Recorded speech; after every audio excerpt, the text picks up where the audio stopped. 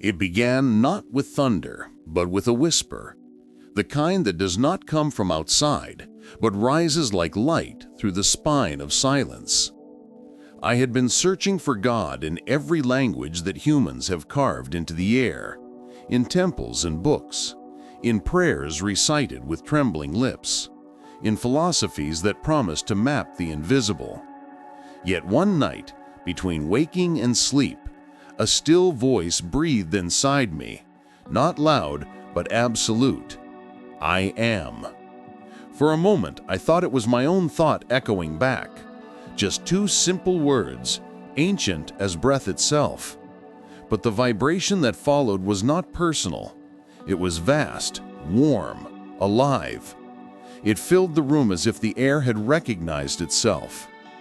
There was no vision, no angelic presence, no sound of harps, only awareness, radiant and unexplainable, turning upon itself to see. I realized then that the name I had read so many times, I am that I am, was not a distant declaration carved in the desert winds of Sinai. It was the pulse beating within every living soul. It was Christ's own heart, the Word that became flesh, not once, but in each being who dares to awaken to that holy identity. Until that night, I had lived divided. There was the one who prayed, and the other one I prayed to. There was the seeker and the sought, the sinner and the saint, the earth and the sky. But as that whisper settled into my bones, the separation began to dissolve. The divine was no longer a star beyond reach. It was the breath rising in my chest. The more I listened, the clearer it became that God was not speaking to me. God was speaking as me. In that revelation, a strange humility came, not the kind that makes you smaller, but the kind that expands you until there is no border left. I felt like a drop realizing it was the ocean, like the prodigal son waking to find that the father had never left. My mind wanted to understand, to define, to label. But the heart only wanted to weep, not from sorrow, but from recognition. That night marked the quiet beginning of what I can only call remembering. The teachings of Christ, which I once read as history, became instruction for the present. His words were not commandments, they were coordinates. The kingdom of heaven is within you. Whatever you ask in my name, believing, you shall receive. These were not metaphors anymore. They were blueprints of consciousness, encoded with power. The I am became both compass and home.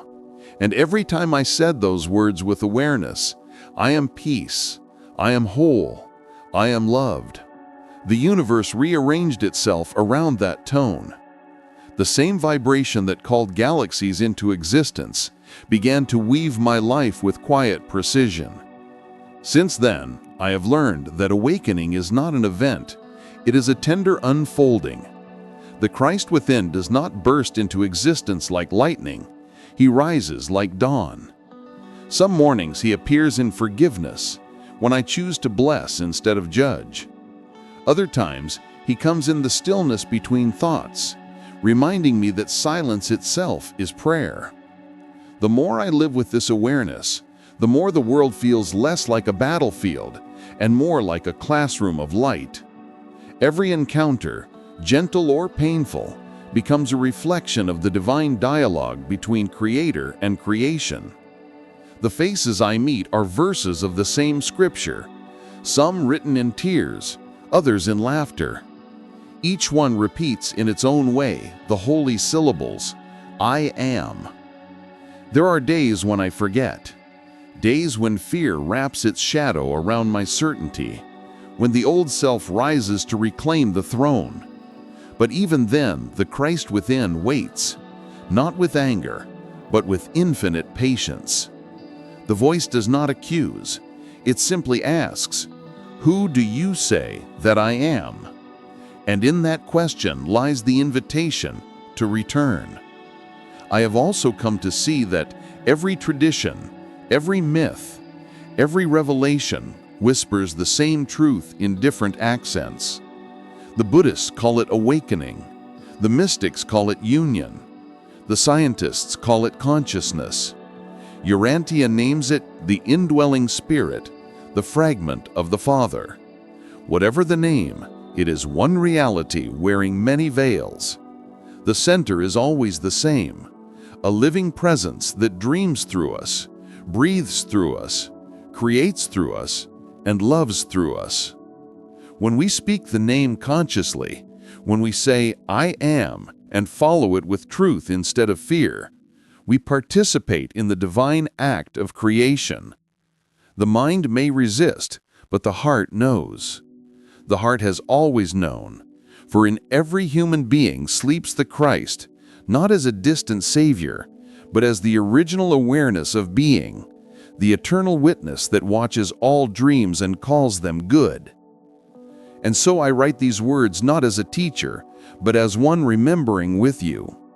I do not bring doctrines, I bring a mirror. Look into it gently and you will see that the one gazing back is not merely human.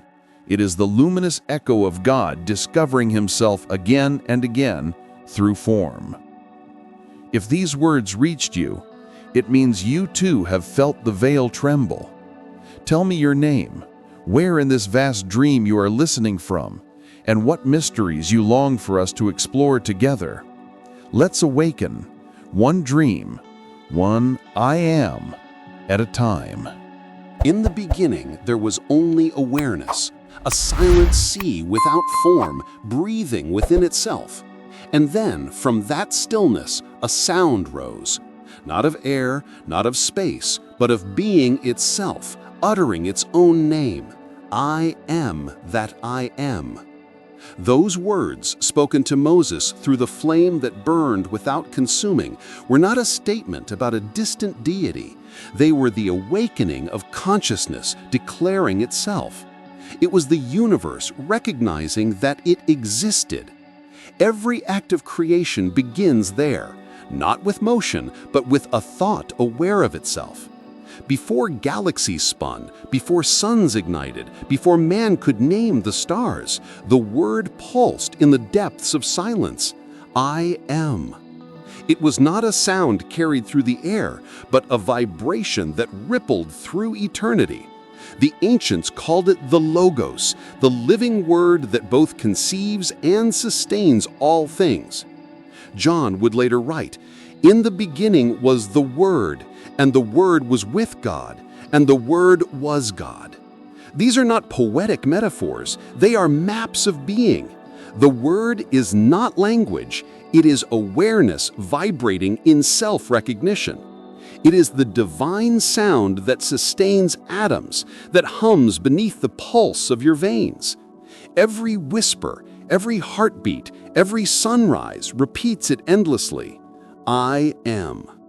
This is why the voice that spoke to Moses came from fire, for the word is light, and consciousness, when it knows itself, burns through illusion. The bush was not consumed because the fire was not destruction, but revelation. It revealed that the divine is not somewhere else. It is the very awareness witnessing the flame. Every time you say, I am, you touch that same fire. You call the name that formed the stars. You pronounce the syllables that hold the pattern of life. And whatever follows those two words, whether love or fear, abundance or lack, becomes flesh in your world. For the name is a seed, and consciousness is the soil. In Hebrew mysticism, the name was considered too sacred to be spoken aloud. Yet its essence was never sound, it was vibration, a living current of identity. The tetragrammaton, the 4 sacred letters, were not meant to be pronounced, but breathed. Each letter represented an exhalation of being, the inhale of spirit becoming matter, and the exhale of matter returning to spirit. When you say, I am, you are repeating that same eternal rhythm. It is God breathing through you. It is the eternal word still speaking itself into form. This is why Jesus said, "Before Abraham was, I am." He was not boasting of age, he was revealing identity. He knew himself as the consciousness that precedes time, the very pulse of creation made aware. Every prophet who ever touched truth heard this same inner sound. The Buddha in his silence, the mystics in their ecstasy, the poets in their awe, all were listening to the same unspoken word. It is the hum beneath all matter, the song behind every prayer. And when you listen deeply enough, it speaks not to you, but as you. For the Word was not only at the beginning of the world, it is the beginning of every awakening. In Urantia, Christ Michael, the Creator's Son, is described as the personal expression of the Father, the living Word made visible within the finite universe. He is the Logos personified, the eternal I Am clothed in compassion, the mirror through which the invisible God can be known by hearts still learning to see. When he walked the earth as Jesus of Nazareth, he did not come to bring a new religion, but to remind humanity of its forgotten origin. He came to show what the name looks like when it becomes a face. When he said, "I and the Father are one," he was not speaking of a privilege exclusive to him.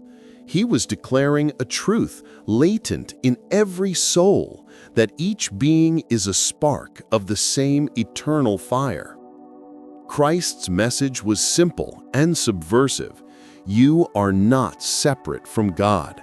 The kingdom you seek is not in the clouds, but within you. The miracles he performed were not exceptions to natural law. They were demonstrations of divine law, the law that consciousness commands matter. When he said, "Lazarus, come forth," the word within him resonated with the same vibration that once called the cosmos into being. And that same word is in you. The I Am that resurrects is the I Am that breathes in your chest when you awaken each morning. You do not have to ascend a mountain to hear it. You need only descend into silence. The temple of the Logos is within your awareness. When you remember that, every prayer becomes creation, every breath becomes communion, and every thought becomes a seed of light. Urantia teaches that the Infinite Father indwells every human as a fragment of his own spirit, the thought adjuster. It is the divine echo of the Word abiding in you, guiding, correcting, reminding. It is not an observer, but a co-creator. It waits patiently for your consent to speak the name consciously. And when you finally say, "I am," with awareness, the adjuster rejoices, for it is the Father recognizing himself through his child. This is why Christ said, "The words I speak are not my own. It is the Father abiding in me who does the works." The Logos does not act separately. It expresses itself through willing hearts. Every act of love, forgiveness, or faith is the Word made flesh again, the eternal sound taking human form. When you say, "I am peace," peace begins to organize itself around your vibration. When you say, "I am loved," the universe bends to mirror that truth. And when you say, "I am one with the Father," you step into the same current that carried Christ through time, the current of divine remembrance. Every creation begins when the name is spoken consciously, not by lips, but by being. The moment you become aware of your awareness, you pronounce the holy word again, and in that instant, the formless begins to take form. The unseen becomes visible. The infinite becomes intimate. The same light that said, "Let there be," says now through you, "I am." The kingdom of God is within you. These were not metaphorical words. They were the map to the only temple that cannot fall, the inner sanctuary where divinity and humanity breathe as one. For what is the kingdom if not the felt presence of God? To feel is to become. And the one who learns to feel Christ within no longer prays to God, she prays as God in motion. The mind believes, but the heart knows. And when feeling awakens, it becomes the bridge between the invisible and the visible.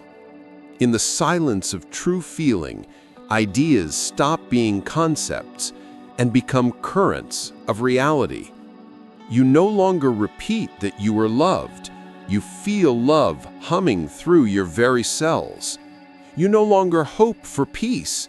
You breathe it until it fills the atmosphere around you like fragrance. To feel is to enter the kingdom. It is the act by which the Word becomes flesh again. Every miracle Jesus performed began not with thought, but with felt certainty. Before the blind saw or the lame walked, he had already felt the healing completed within himself.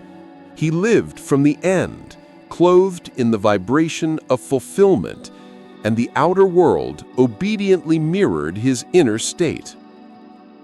He did not separate himself from the source. He felt himself as the source. When he touched the leper and said, "Be clean," he did not beg heaven to intervene. He felt the purity of divine life flowing through his hands, and the body responded. Feeling was his prayer, his communion, his language with the Father. And you too are called to this same language, the wordless speech of vibration. Feeling is not emotion. It is awareness embodied. It is the soul remembering its original rhythm, the pulse that existed before words, before forms, before fear. When you close your eyes and sink beneath thought, there remains a quiet warmth, a subtle pulse of existence. That is Christ stirring within you, the presence waiting to be felt. To feel Christ is not to imagine a man from history. It is to sense the living essence that animated him. It is to know in your bones that the light he carried still walks through you. The Christ is not a person, but a principle, the pattern of divine consciousness made human. It is the vibration of love made intelligent, compassion made form, truth made touch. When Jesus said, "I am the way, the truth, and the life," he was not excluding, he was revealing. He was describing a state of being that any heart may enter, the state of unity between awareness and love. To feel the Christ is to feel that unity as your own, to sense that the same current that moved through him now breathes through you. This is why words alone cannot open heaven. Heaven is not reached through argument or belief, but through resonance. The universe answers not to what you say, but to what you feel. Thought declares, "I am healed." Feeling knows it. Thought says, "I forgive." Feeling releases. Thought affirms, "I am one with God." Feeling becomes.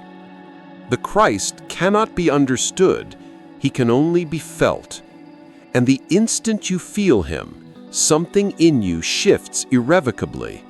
The old distance collapses. The worshiper and the worshipped dissolve into one awareness, breathing through two names. You no longer chase God through prayer.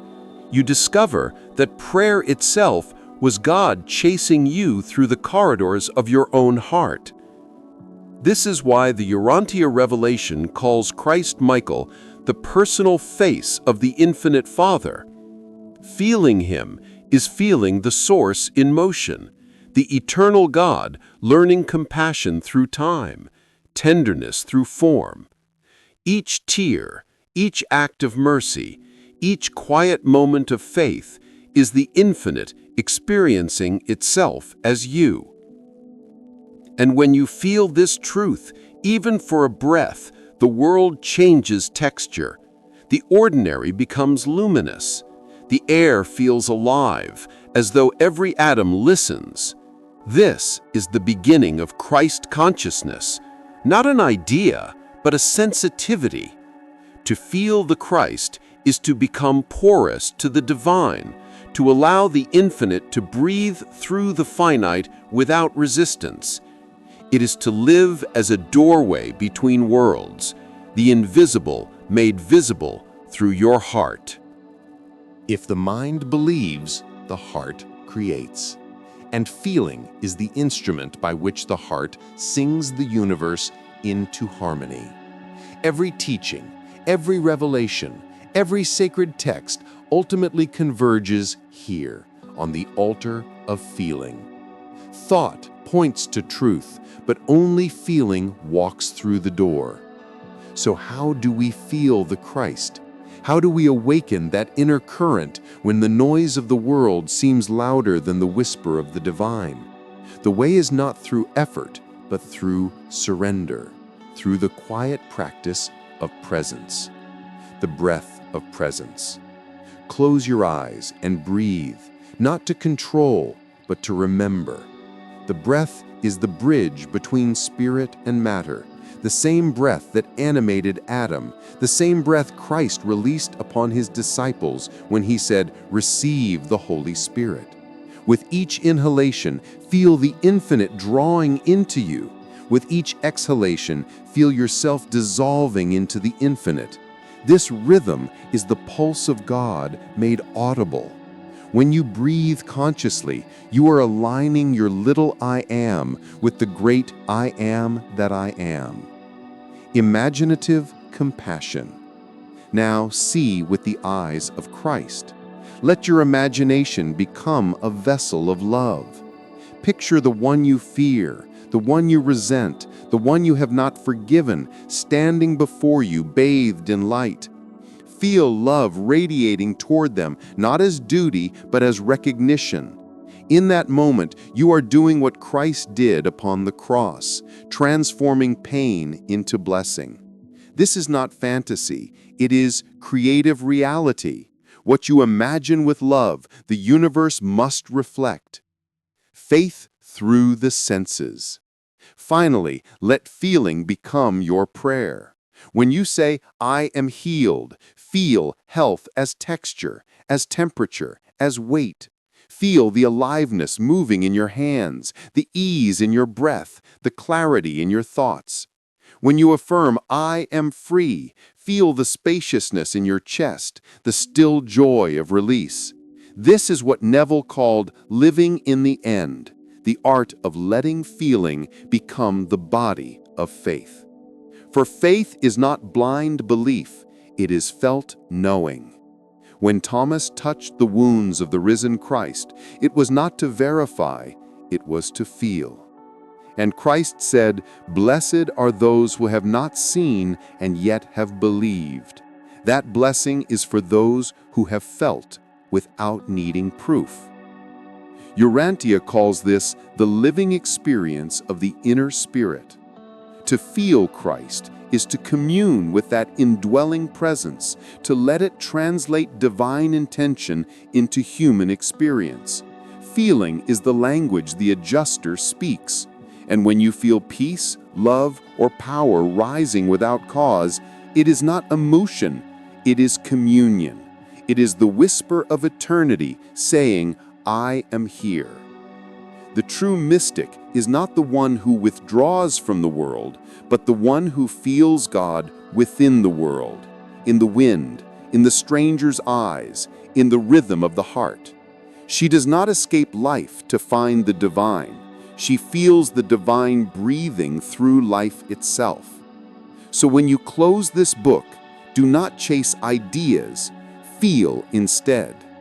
Feel the Christ as warmth in your chest, as the pulse beneath your thoughts, as the quiet voice that says, "You and I are one." Let this feeling shape your day, your words, your presence, and as you move through the world, every glance will become blessing, every breath a prayer, every act a continuation of the Word. For the kingdom of God is not far away. It is not a realm of clouds or gold streets. It is a state of feeling, the awareness of the living Christ moving within your being. And the moment you feel it, heaven is here. Heaven is not a distant promise, it is a present vibration. The words, "The kingdom of God is within you," are not prophecy, they are instruction. The Master never spoke of a paradise to come, but of a reality already here, veiled only by forgetfulness. To live in the kingdom now is to awaken from the long dream of exile and remember that we never truly left the Father's house.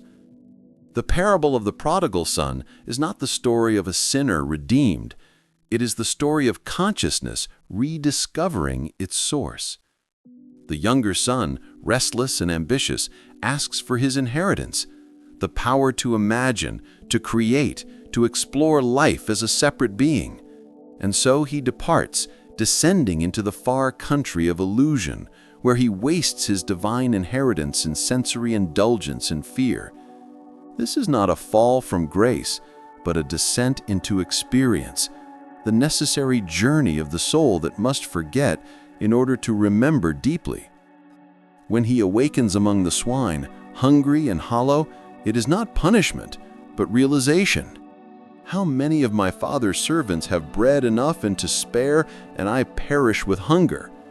In that cry lies the turning point of every soul.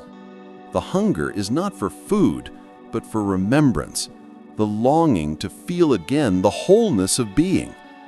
And when he says, "I will arise and go to my Father," the kingdom opens, not because he travels anywhere, but because he shifts the state of his mind.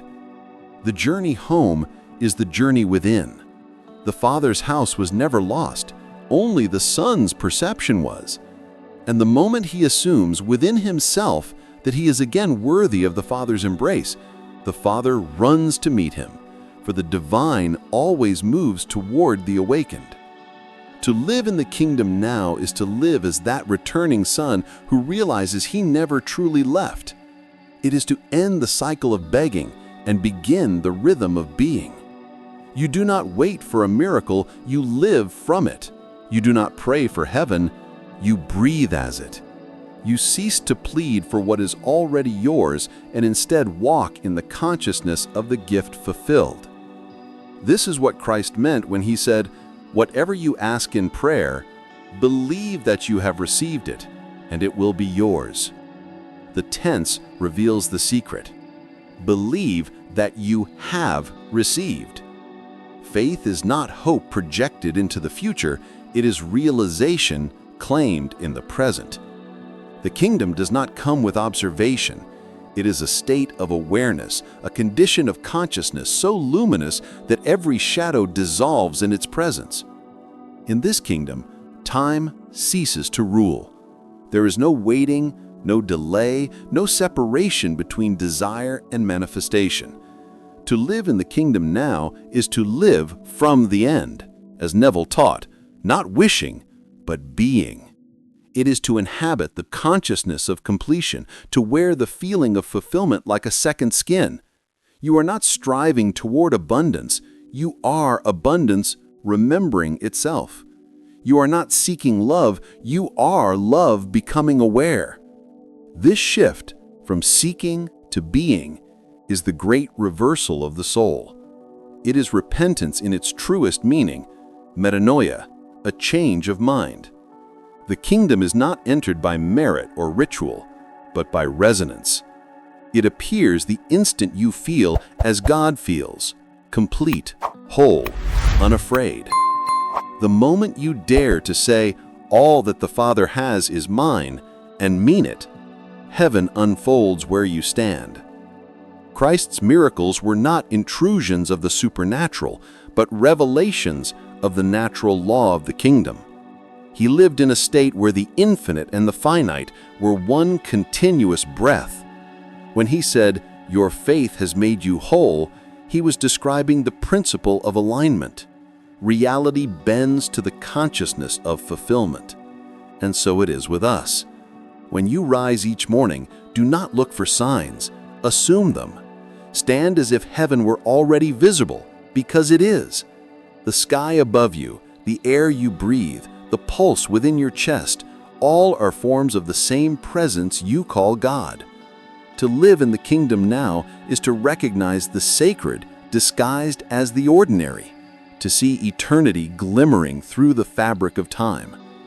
The Father's robe, the ring, the feast, all symbols of restored identity. The robe is remembrance, the ring is authority, the feast is joy overflowing. And the elder son, who remained home but never celebrated, is the mind that obeys without awakening, faithful yet unaware of its own inheritance. The Father's words to him are the message of this entire teaching. Son, you are always with me, and all that I have is yours. That is the gospel of the kingdom, not someday, but now, not elsewhere, but here. The Father never withholds, only the Son forgets to receive. To live in the kingdom now is to walk on the unseen, to step into the invisible bridge that the divine wisdom builds beneath your feet. These are the bridges of incidence, as the mystics call them, the subtle orchestrations by which the universe arranges events, people, and circumstances to fulfill your inner state. When you assume your place in the kingdom, life reorganizes itself around that vibration. The world, being consciousness objectified, cannot resist the new law you embody. What once seemed coincidence becomes providence. What once appeared delay becomes precision. The bridge appears as you walk. This is the dance between your will and the Father's will, what the Urantia teachings call the divine partnership of the adjuster and the creature. You move through choice. God moves through consequence. You imagine the end. The Father provides the path. Together, you create the unfolding of destiny. Jesus knew this partnership intimately. Every moment of his life was guided by invisible coordination, what he called the Father working in me. When he sent the disciples to prepare the Passover, when he told Peter to cast a coin from a fish's mouth, when he crossed paths with the Samaritan woman at the well, each was a bridge of incidents, perfectly woven by the divine orchestration of consciousness. The one who lives in the kingdom walks in that same grace. She no longer asks how the path will unfold, she simply rests in trust. Trust is the highest form of surrender, the faith that what is unseen is already done. To live in the kingdom now is to realize that divine providence is not intervention from above, it is alignment from within. The Father does not send help, He is the help, and He moves through the fabric of your reality like wind shaping the sea. Every delay conceals direction. Every detour hides precision. And the bridges are often disguised. The dismissal from a job, the ending of a relationship, the unexpected encounter, all are stones in the hidden path leading you home. The kingdom is never absent, only your perception is. When you cease resisting and begin trusting, the bridges rise effortlessly. You start to see patterns where once you saw problems. You feel the invisible hand arranging every detail, the Father's will flowing through your own. This is what it means to walk upon the waters. Peter could only stand above the waves while his gaze remained fixed on Christ, the state of faith. The instant he looked at the wind, he sank. The wind was not the enemy, doubt was. The water represents the fluid world of appearances. To walk upon it is to live from the end, to move by vibration rather than vision. The bridges of incidents are the waters beneath your feet. They are not stable, yet they carry you if your gaze remains on the divine. The moment you feel the Christ within more real than the chaos without, the impossible becomes natural. In Urantia, the Master is described as one who never hurried, for he always felt the universe moving with him. That is the kingdom consciousness, the serene certainty that the infinite walks with you, moves as you, and arranges everything for your good. You no longer beg the heavens, you collaborate with them. So when you step forward in faith, know this: you are not moving through empty space. You are walking across living grace. The Father's will is not a plan imposed upon you. It is the melody of your highest self waiting to be sung. To live in the kingdom now is to surrender to that melody, to trust that every note, even those that sound dissonant, belong to a greater harmony. It is to rest in the awareness that nothing is against you, that everything conspires for awakening. So stand tall, speak softly, move as one who knows she cannot fall, for the kingdom has already caught her. The bridge is beneath your feet. The music is already playing. And heaven, far from waiting at the end of time, unfolds right here in every breath you take. There is a kind of pain that time cannot touch, the quiet ache that lives behind the eyes, where old images replay like faded films. We call it memory, but it is more than recollection. It is energy that never found peace, stories that remain unclosed, echoes that still wait for love to listen.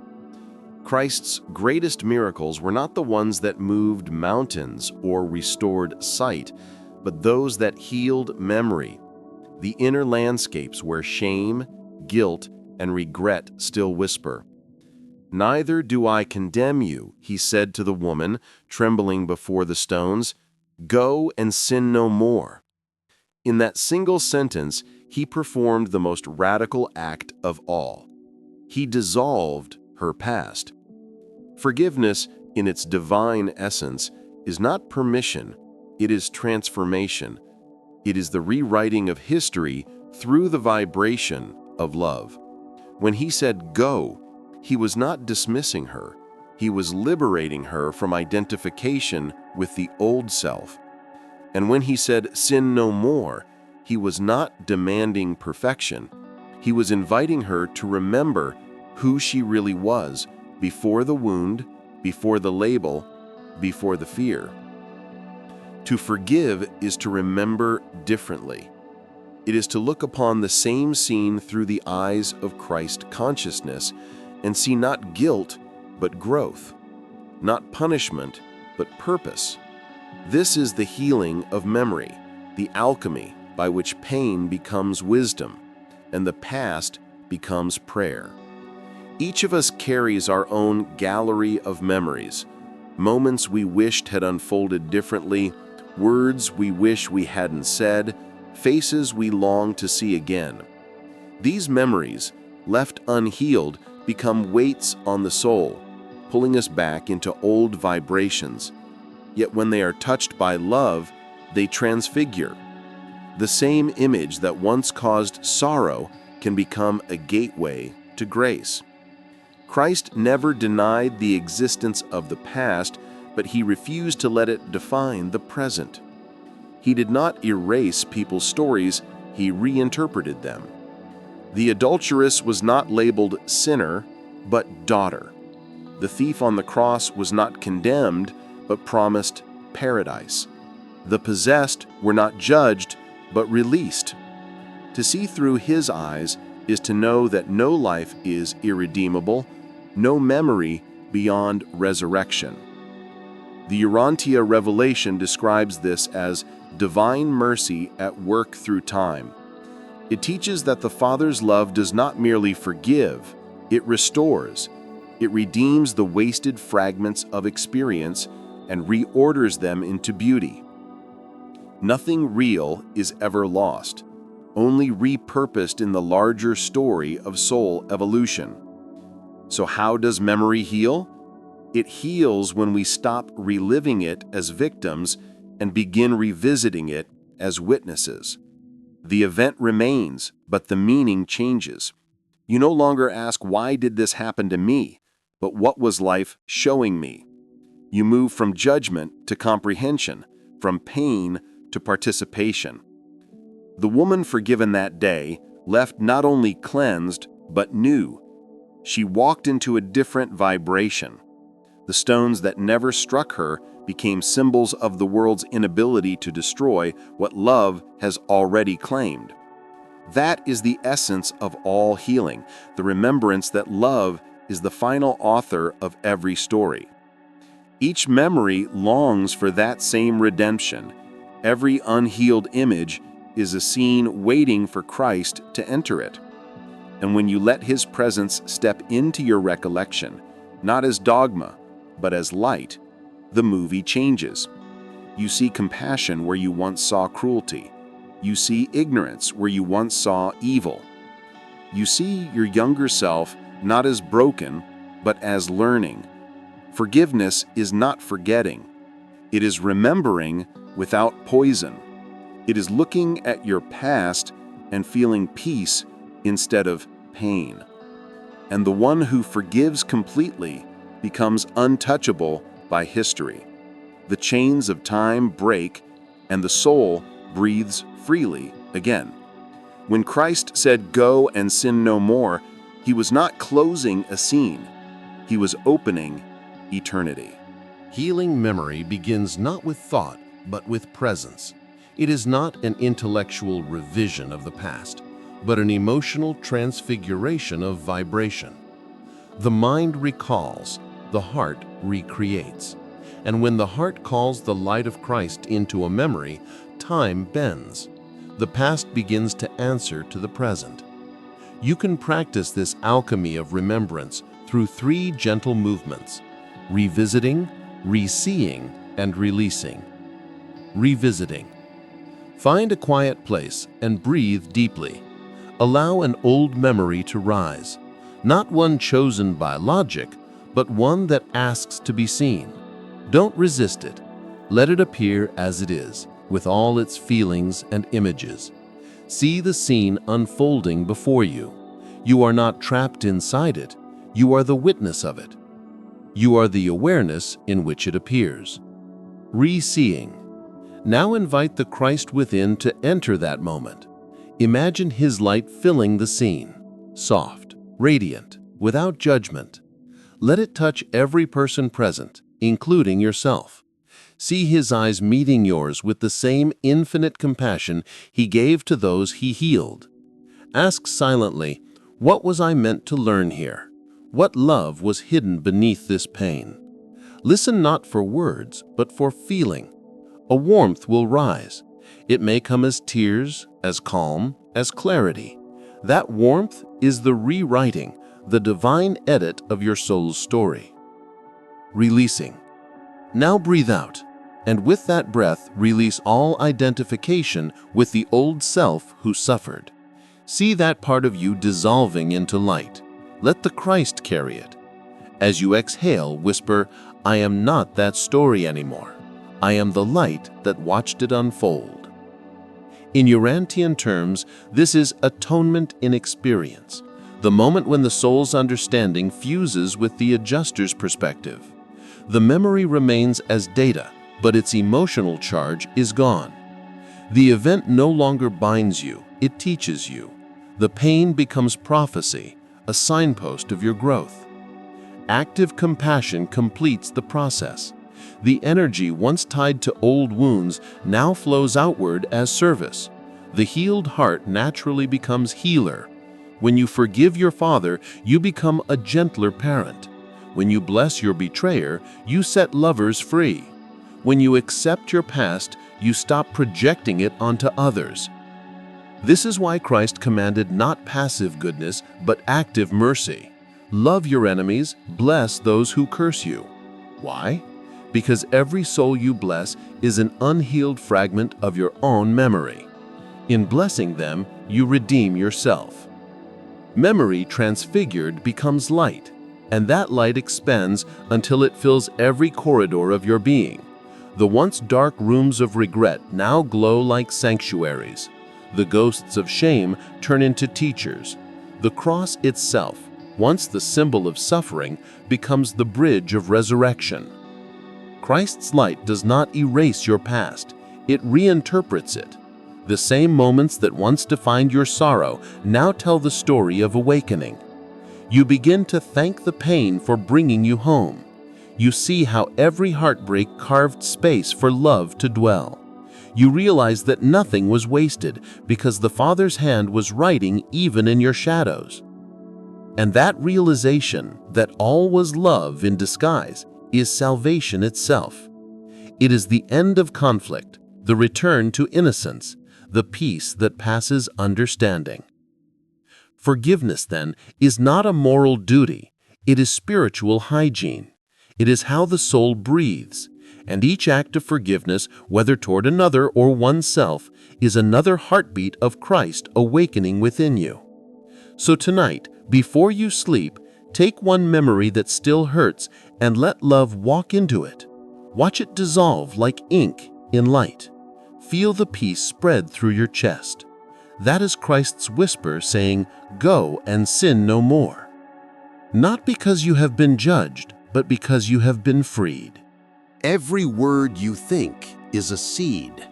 Every sentence you whisper within yourself is a prayer being woven into form. The universe does not respond to your voice, it responds to your vibration.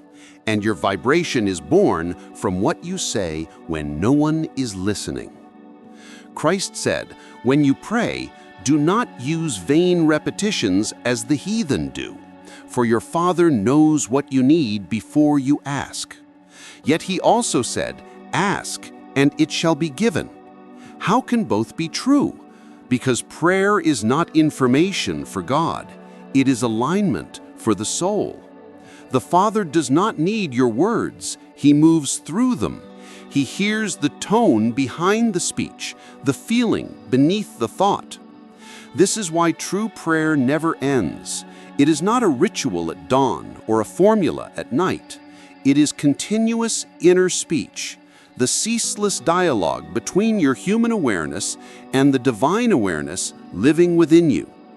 Every time you say, I am, you are praying. Every self-description is a petition to the creative law. When you say, I am tired, creation listens. When you say, I am renewed, the word begins its work. The secret of the masters has always been this: your inner speech becomes your world. The outer is the echo of the inner. Christ knew this law perfectly. That is why his words healed, because they were born of unity. His mind and the Father's were one conversation. When he said, Lazarus, come forth, he was not commanding death. He was affirming life from the level of completion. His words were not requests, they were revelations of what already was. To live as he lived is to keep your speech aligned with truth, even when appearances contradict it. It is to guard the temple of thought with tenderness. Every thought is a vibration that either expands or contracts the field around you. When your inner dialogue is filled with complaint, fear, or guilt, the temple resonates with distortion. But when your inner voice repeats love, trust, and gratitude, the entire atmosphere of your life becomes luminous. The Apostle Paul captured it simply: pray without ceasing. He was not calling for endless words, but for unbroken awareness. The mind will always speak. The question is, to whom? Will it speak to fear or to faith? To the world or to the Word? Continuous prayer means continuous attunement, returning again and again to the frequency of love. In the revelation of Urantia, the adjuster, the fragment of the Father within is described as the silent partner of the soul. It is this presence that listens to every inner phrase, translating the unspoken into divine pattern. When you worry, it hears a request for chaos. When you rejoice, it hears permission for peace. And when you speak consciously, aligned with faith, it amplifies your thought into living creation. The Christ within you is this translator, the bridge between form and formlessness. He takes your inner words and breathes life into them. The key then is coherence, to let your thoughts, emotions, and words vibrate as one. To say, "I am healed," while still feeling sick, is to divide the current. But to say, "I am healed" with gratitude and quiet knowing is to align with the creative pulse of the Logos itself. Faith, then, is not belief without proof. It is the silence between words, the still certainty that what you speak from love must become visible. Faith is not the denial of reality. It is the declaration of higher order. It is the music beneath the noise, waiting for you to harmonize with it through your inner tone. This is why the Master often withdrew to pray alone. It was not solitude he sought, but silence, the space where inner speech becomes audible to the spirit. The mountain was not external, it was the elevated state of consciousness from which he spoke. Every dawn that found him in prayer was another sunrise within his own awareness. And so too, you are invited into this same conversation, not to repeat words, but to let every word be born of faith. When you walk, walk as a prayer.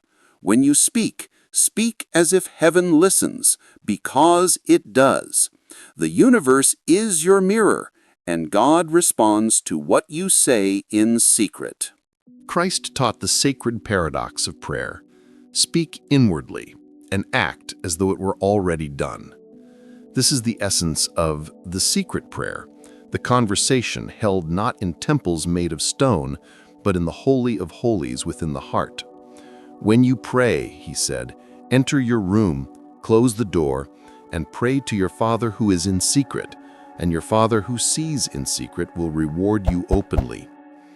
The room is not physical, it is the inner chamber of awareness. To enter it is to withdraw attention from appearances and dwell in the invisible. The door is the mind's gate, which closes against distraction and opens toward faith. And the Father in secret is the indwelling Christ, the whispering presence that does not shout but shines. The secret prayer is not repetition, it is relationship. It is the art of communion in silence. You speak without words, and you listen without ears. You converse with the infinite through feeling, image, and vibration. This is the language of the soul, simple, immediate, creative. Try this. Before you speak outwardly, speak inwardly. Before you ask the world, ask within. Say to your inner Christ, I know you hear me because you are me. Then feel the resonance of that truth spread through your being. That feeling is the prayer fulfilled. You do not need to force results. The Father manifests what you affirm in trust. Neville Goddard called this the law of assumption, but it is the same teaching the Master lived. When you converse with the Christ within as if your desire were already realized, you fuse faith and form. You move from asking to accepting, from seeking to seeing. The Urantia text explains it beautifully. Faith transforms the meanings of values. Prayer translates these meanings into experience. In other words, Your inner speech sets the tone, and the universe orchestrates the melody. You think as God thinks, and the world harmonizes accordingly. Every soul carries an invisible sanctuary, a sacred frequency of communication between creature and creator. In that space, the Christ does not lecture, he listens. He mirrors your honesty. When you confess fear, he responds with reassurance. When you declare faith, he magnifies your vision.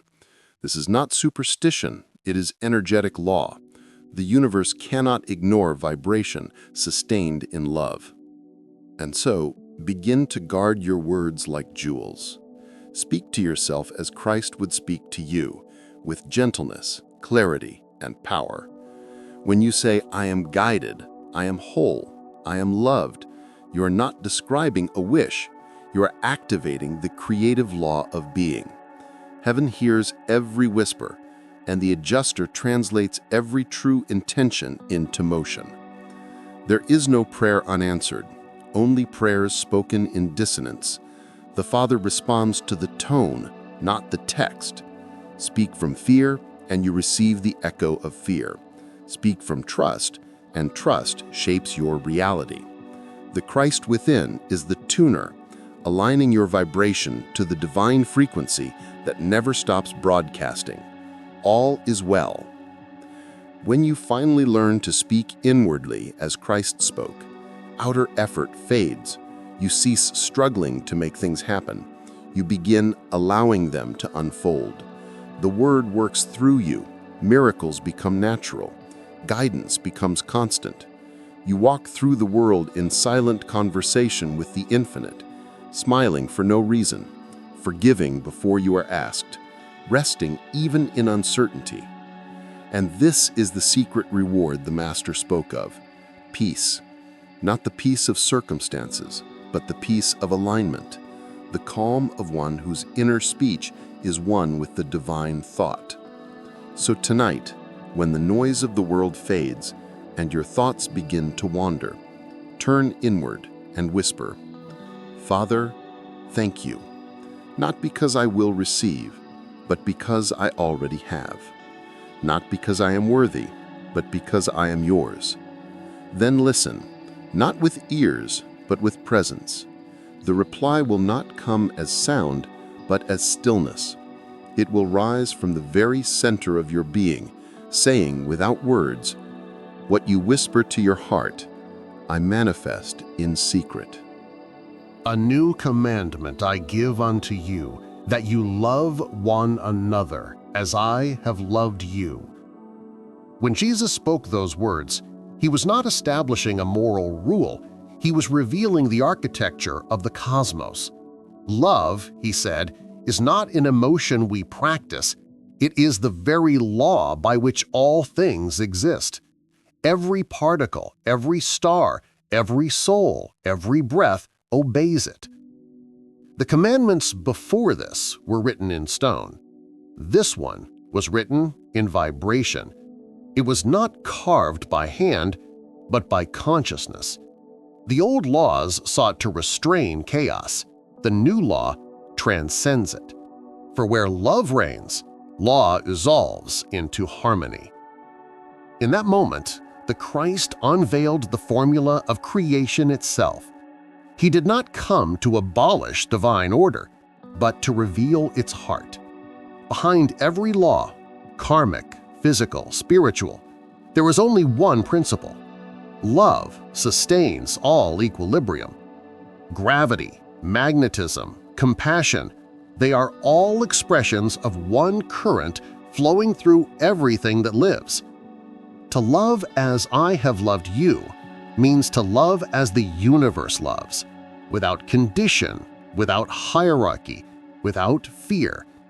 It means to see the divine not as distant perfection, but as the very pulse of your being. It is to recognize in every face the same flame that burns within yourself. When Christ loved, he did not select, he saw. He looked beyond behavior, beyond appearance, beyond history, and recognized essence. Zacchaeus, the tax collector, climbed a tree to see him. Christ looked up and saw not a sinner, but a soul longing to return home. That vision, love in action, was the restoration. It was healing before words were spoken. In Urantia, this is described as the living law of the sun, through which creation is continuously renewed. Love is not passive benevolence, it is active generation. It is the current that transforms potential into form. Where there is true love, creation expands. Where love is absent, form decays.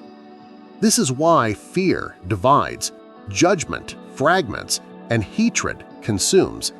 They are not punishments, they are disruptions in the current of love. Love is the field in which opposites resolve. It is the rhythm of the divine heartbeat, the gravity of spirit that draws all scattered things back to unity. Every atom, every planet, every human heart obeys this hidden magnetism. And so when Jesus called it a new commandment, he was not imposing, he was awakening. He was telling humanity, you are the field itself. To love is to remember your creative identity. Every act of love, however small, reorganizes reality.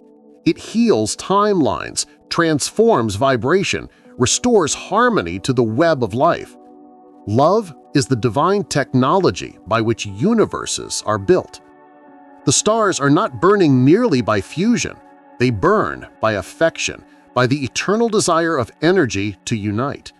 And so every time you choose love over fear, you participate in creation. You become co-creator with God. The Christ consciousness does not create through command, but through communion. It whispers into the field, "Let there be light," and the light obeys because it recognizes its source. To live under this law is to become ungoverned by lesser ones. The law of love does not punish, it perfects. It does not demand obedience, it awakens resonance. When you vibrate as love, every law below it aligns, karma resolves, fear dissolves, and what once seemed miraculous becomes ordinary. The Christ never taught punishment, he taught causation. As you sow, so shall you reap is not threat but equation. The seed you plant is the vibration you live. If you sow resentment, you experience its echo. If you sow love, the universe amplifies it beyond measure. For love is exponential. It multiplies in the act of giving. This is the secret of the creative law. Love is the one energy that cannot diminish. When you give it, you gain it. When you release it, you are filled. The Christ gave his entire being, and in doing so, became eternal. For love cannot die. It only transforms form. The crucifixion was not the end. It was the law demonstrating itself. The seed of self given to the soil of time, rising up as new life. To love as he loved is not weakness, it is alignment with omnipotence. The most powerful being is not the one who controls, but the one who blesses. For blessing is creation accelerated. Love as law is precision. It is not mere sentiment, it is a structure of consciousness that sustains all universes. The Urantia teachings call it the intention of the Father, personalized. That intention, pure beneficence, creative generosity, becomes the energy that governs everything from galaxies to gestures. When Christ spoke of turning the other cheek, of forgiving 70 times 7, he was not prescribing moral endurance, he was describing energetic mastery. Forgiveness neutralizes discord. Compassion restores coherence. Love is the force that resets vibration. To refuse to love is to interrupt the circuit of creation. To love, even in pain, is to keep the current flowing. To live according to this law is to create consciously, without harm. Every thought you emit ripples into the collective field. When you imagine, feel, or speak, you sculpt the invisible substance of reality. If your imagination is filled with love, what you create blesses others by nature. The Christ never created at another's expense. He created by inclusion. His abundance fed thousands because it flowed from unity. The bread multiplied not through magic, but through coherence, the awareness that all were already supplied within the one field of divine love. So the question is not whether you can create, but how you create. The universe responds to vibration, not to words. When you create with fear, you multiply division. When you create with love, you multiply harmony. The difference is not external, it is vibrational. This is the ethic of creation. Manifest only that which expands life. Let your desires bless the whole. When you visualize success, see others rising with you. When you ask for healing, include the world in your prayer. When you speak of abundance, let gratitude fill your tone. Love turns manifestation into ministry. The Father's will is not restrictive, it is expansive. To align with it is to align with abundance that never competes. The Christ never lacked because he never imagined separation. Even when he had nothing, he felt fullness. That feeling, that trust in divine supply, is love in action. It is the knowing that what blesses one blesses all. Urantia describes this as the universe operating under benevolent intention. Every act of creation that harmonizes with love strengthens the web of existence. Every act against love weakens it, not as punishment, but as physics. Energy must return to equilibrium. The universe is self-correcting because love will not allow imbalance to persist. To create without love is to build on sand. To create through love is to build upon the rock, the Christ vibration that never falls. When you manifest with love, you become the Word creating worlds. When you manifest without it, you generate forms that crumble under their own weight. Love, then, is not just the greatest commandment, it is the only commandment. Everything else is commentary. The law of attraction, karma, grace, providence, they are all translations of one truth. What you radiate, you receive. The universe is not moral, it is musical. Love is its harmony. To live in this awareness is to move through the world as blessing incarnate. You no longer create from scarcity, because love knows no lack. You no longer compete, because love recognizes only one life. You no longer fear loss, because love cannot be taken, it can only change form. This is why Christ's presence still reshapes hearts millennia later. Love is timeless frequency. It transcends history because it is the medium of creation itself. So when you love, you fulfill the entire law. You align your inner speech, your imagination, your actions with the rhythm that holds stars in orbit. You become what He came to reveal, a creator in the image of the Creator. And when you live that law, you no longer ask, "What must I do to be saved?" You realize you were never lost. You were always love remembering itself. Long before Bethlehem, before even time had shape, the universe already knew His name. He was not born, He descended, not as a visitor from the stars, but as a Father within the finite, choosing to live among his own creation so that creation might remember its source. He is known across the galaxies as Michael of Nabaton, the Creator's Son, a direct expression of the universal Father and the eternal Son united in divine purpose. The Urantia revelation tells us that Christ Michael is one of more than 700,000 Creator Sons, each entrusted with the shaping of a local universe, a living fragment of infinity sculpted by love. Yet, though his dominion spans 1,000,000 worlds, he chose ours, a small and struggling planet, to reveal the heart of the infinite. He did not come to conquer, he came to embody. He did not demand worship, he offered kinship. Through him, the Father's voice took on human tone, and eternity learned to speak in the language of compassion. His incarnation as Jesus of Nazareth was not merely a mission of redemption, but a revelation of identity. In him, God remembered humanity, and humanity remembered God.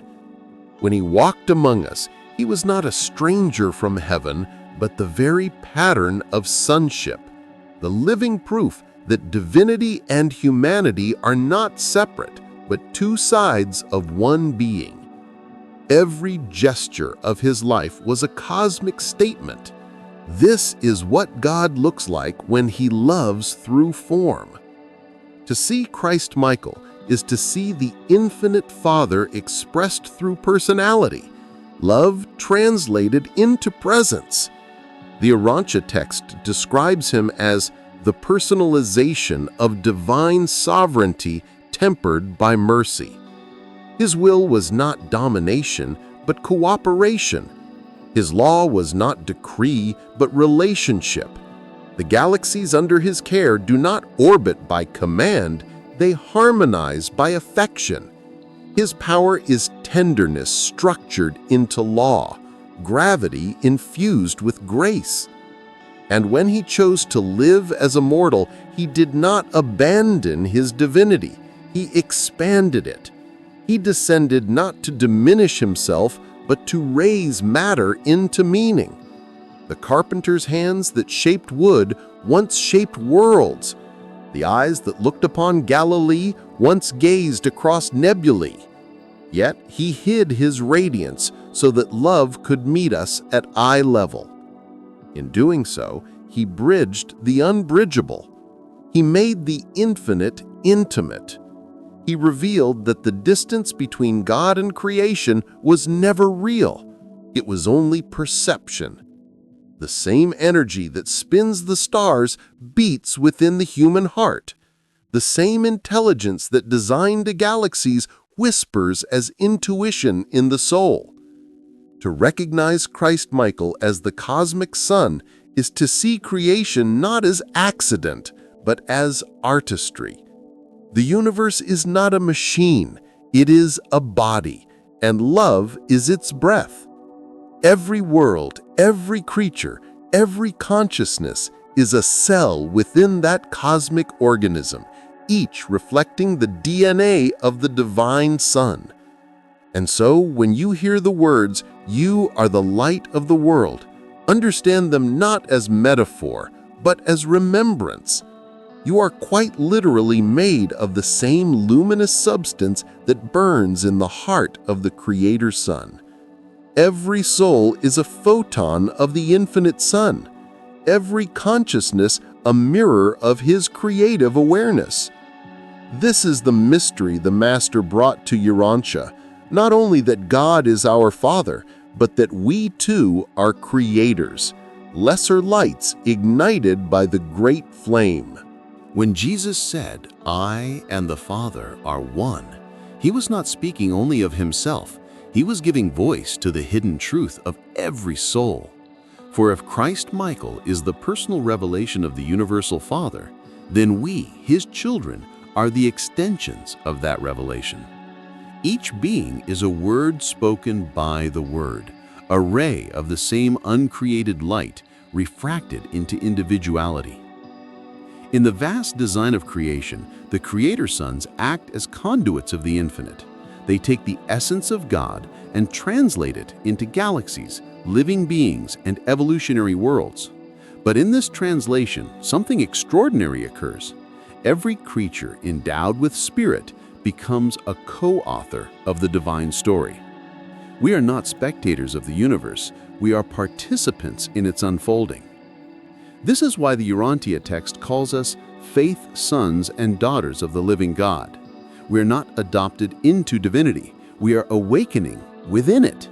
The fragment of the Father within us, the thought adjuster, is the spark of the same fire that animates the cosmic sun. Our task is not to reach upward toward divinity, but to remember downward, to recognize the light already burning in our depths. When you awaken to this realization, something begins to change in your perception of reality. You stop seeing yourself as a small being praying to a distant power, and begin feeling yourself as a cell in the living body of God. You start to understand that to love another is not virtue, it is physics. It is the circulation of divine energy through the organism of existence. Each time you forgive, you restore harmony to the cosmic body. Each time you bless, you release more light into the field. Every act of kindness reverberates beyond planets, beyond time, reaching realms unseen, because all consciousness is connected through the network of the sun. This is why Christ said, "Whatever you do unto the least of these, you do unto me." He was not speaking metaphorically, he was describing the mechanics of unity. Every thought, every word, every vibration affects the whole. To harm another is to wound oneself. To uplift another is to magnify the infinite through you. You are not an observer of the Christ. You are a participant in His being. You are one of His countless reflections, a lens through which the cosmic light refracts into individuality. You are a child of the infinite, carrying within your soul the pattern of the Son's creative DNA.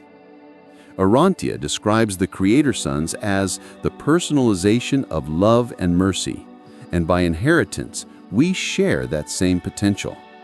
When you act in compassion, when you create beauty, when you serve truth, you fulfill your lineage. You become a miniature sun, radiating the same frequency that sustains galaxies. The Master's words, "Be perfect, even as your Father in heaven is perfect," were not commands to achieve flawlessness, but invitations to recognize origin. To be perfect means to express your source without distortion, to let the divine light within you shine without fear, guilt, or doubt. And so awakening is not an ascent into heaven, it is the revelation that heaven was never elsewhere. The cosmic family of light is not waiting above, it is unfolding through you. The Father's love flows through the Son, through the adjuster, through you, and back again in an eternal circuit of creation. You are not small. You are not separate. You are a fragment of the Creator Son, a living filament in the tapestry of the infinite. And when you know this, truly know it, something extraordinary occurs. The light within recognizes itself in all things. The stars stop being distant. The trees stop being silent. The people around you cease to be strangers. Everything becomes kin. This is the moment of cosmic remembrance, the true salvation. Not rescue, but reunion. Not escape, but awakening. You begin to live as what you have always been, a child of the Creator Son, a luminous air of eternity, a voice through which the infinite sings.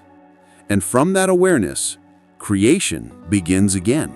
Father, into your hands I commend my spirit. In those final words, the universe heard not defeat, but completion. The promise was not that he would escape death, but that through surrender, life would prove itself indestructible. The cross was never tragedy. It was translation. Flesh yielding back into light, form dissolving into the infinite embrace that had never let go. In that surrender, the separation between human and divine collapsed. The finite finally remembered its origin. The I of the man merged into the I am of eternity. No resistance, no fear, no distance, only communion. This was not resignation, but realization, the recognition that all striving ends where trust begins. The Christ did not cling to his identity as Jesus of Nazareth. He released it like a breath, returning it to the source from which all breaths come. He entered the silence beyond words, the stillness beyond self, the space where the Father and the Son are indistinguishable. That moment, so often depicted in pain, was the greatest act of peace the world has ever known. It was not a man dying, it was God teaching creation how to live. Father, into your hands I commend my spirit, is not merely the last line of a story, it is the instruction for every soul.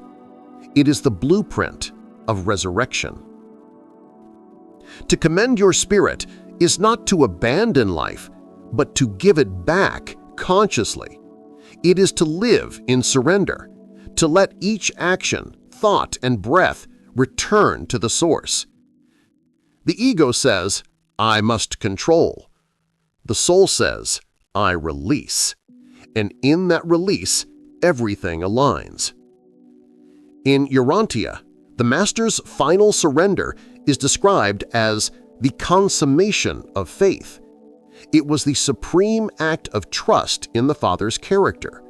He had no assurance of resurrection, no visible proof of triumph, only knowing.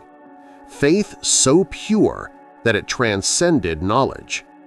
It was not belief in what might happen, it was certainty in what is. And that faith became the seed of new life for all creation. For when he said those words, they echoed through the dimensions of the universe. The circuits of time heard them. The spheres of Havona heard them. Even the sleeping atoms of Earth heard them. The vibration of trust restoring coherence to matter itself. The cross was never about suffering. It was about return. It was the great exhale of the divine through form. Every soul in its own time repeats that act, the surrender of personality into presence. You do not have to die to do it. You only have to stop resisting love. When you say, Father, into your hands, in your own life, you're declaring the same trust. You are saying, I do not need to understand. I will remember. You are saying, I release the need to control my path and choose to live as flow. And in that surrender does not erase individuality, it sanctifies it. The drop that returns to the ocean does not vanish, it becomes the tide. This is the fulfillment of the promise, to awaken from the dream of separation, to live as awareness flowing through form, to feel the pulse of the infinite moving through your finite hands.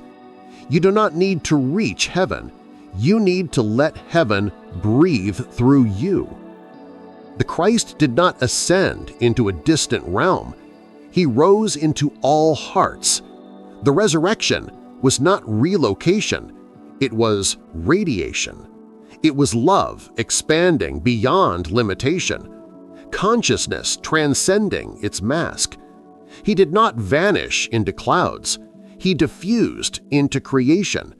He became the light in every dawn, the warmth in every act of mercy, the silence in every true prayer.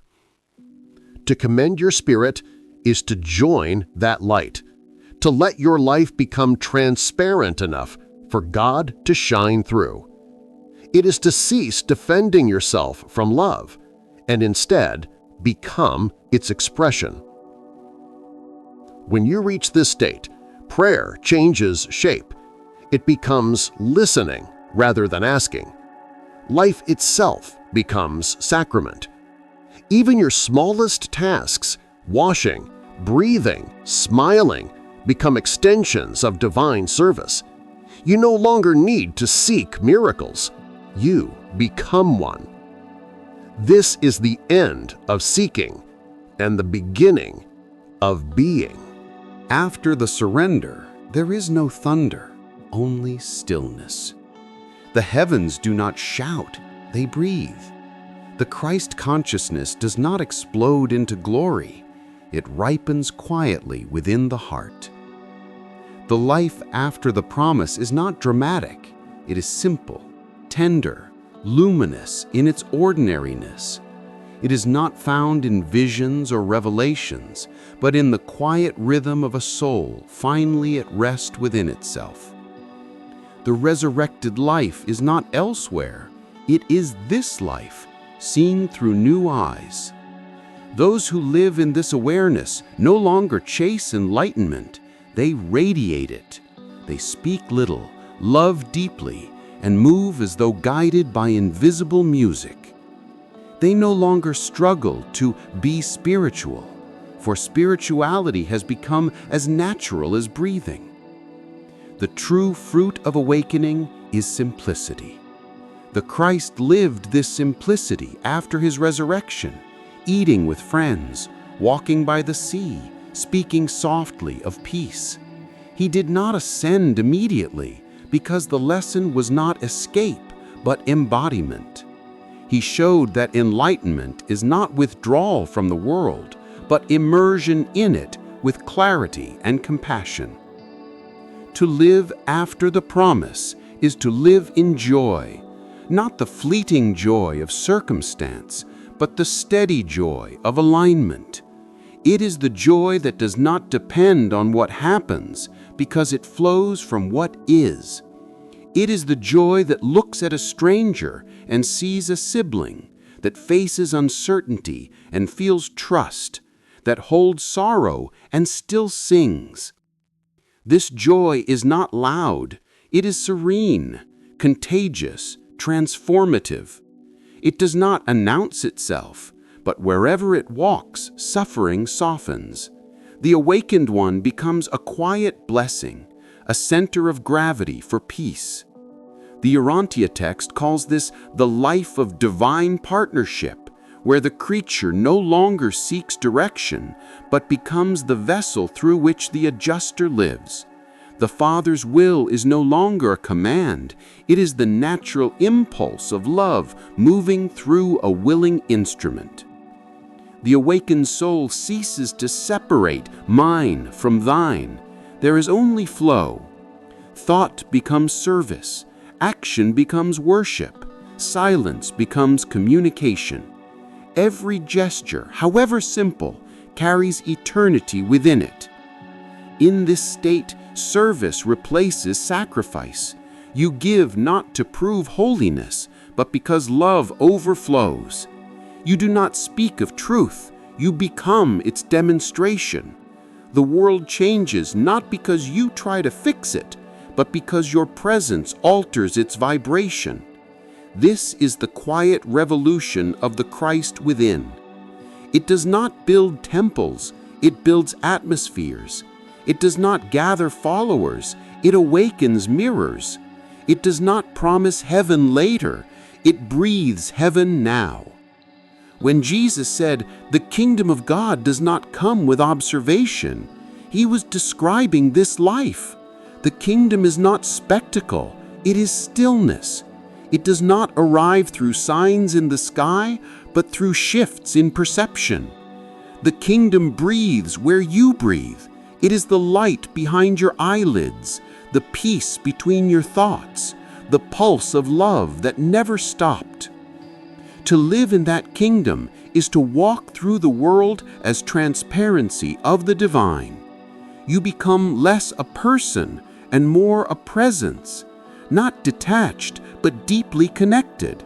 You smile easily, forgive quickly, expect nothing, and yet feel abundant.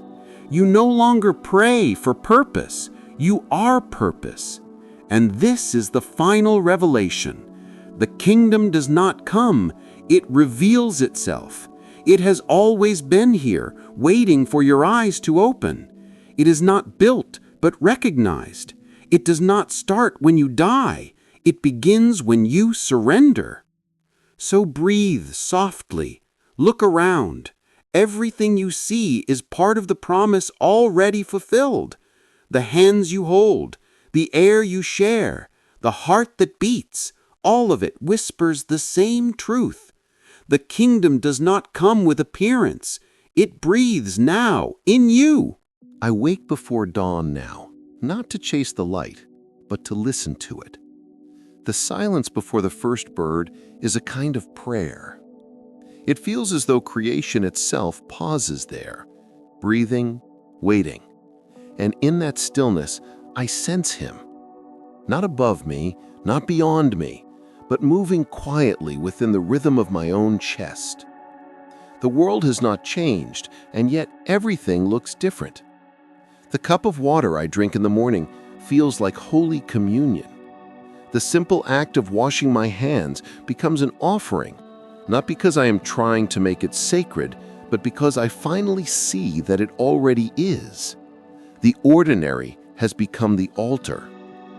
Once I searched for God through study, through devotion, through endless effort.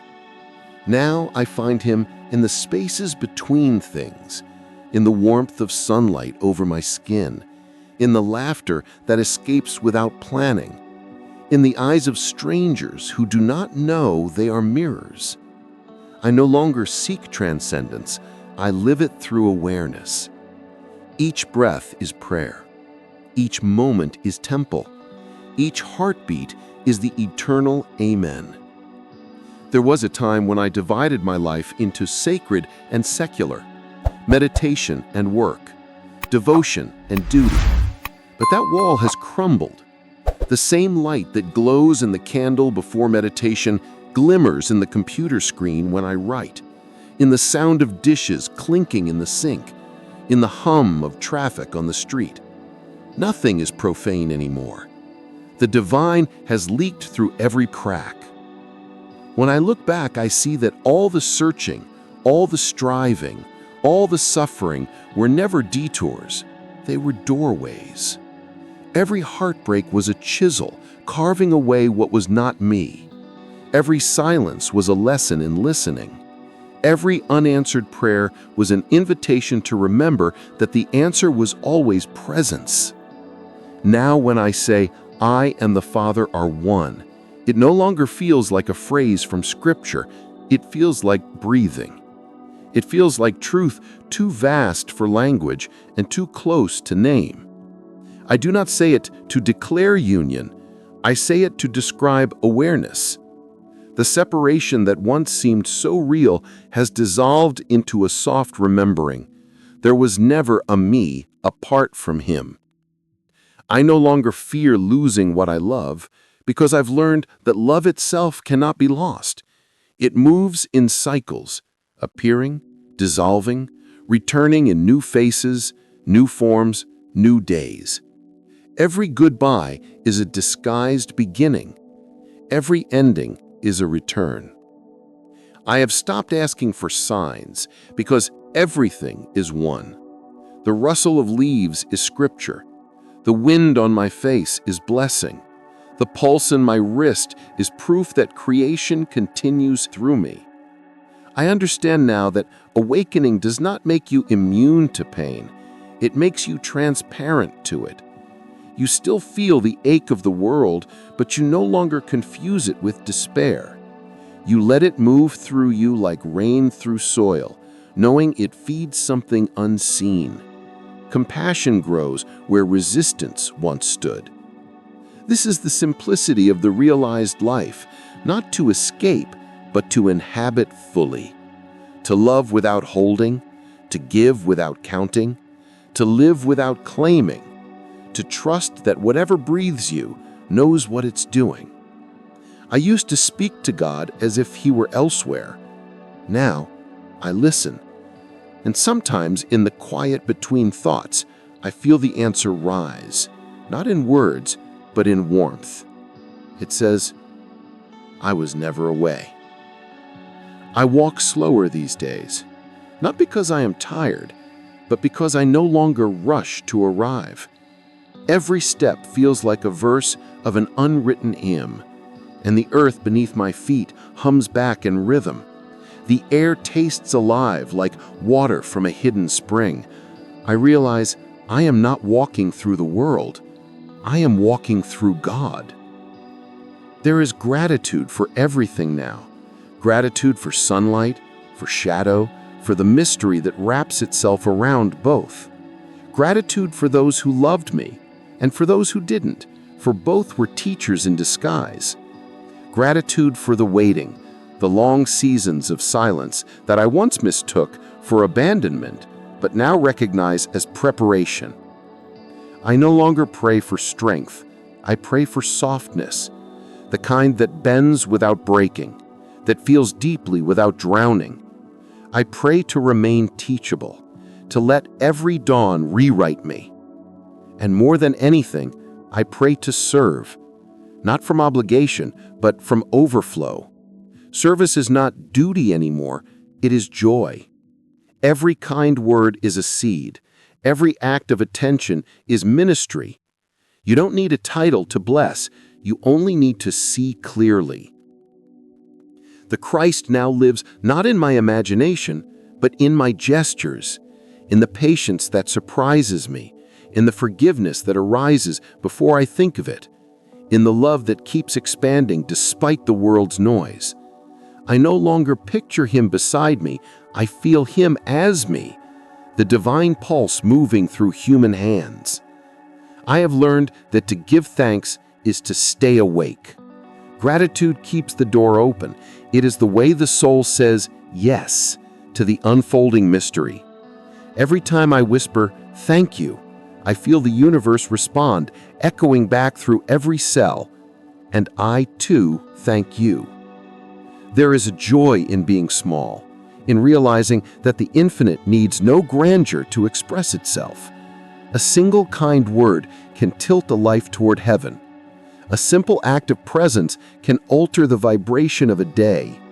Nothing is insignificant when done with love. I write these words not to teach, but to remember. Not to finish, but to continue. For the journey does not end in enlightenment, it begins there. Awakening is not a destination, it is participation. So if you are reading this, know that you are part of that same remembrance. You are not seeking God. You are what God is seeking to experience.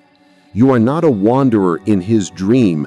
You are the dream awakening to itself. And now, as I set down these final words, I feel no end, only widening.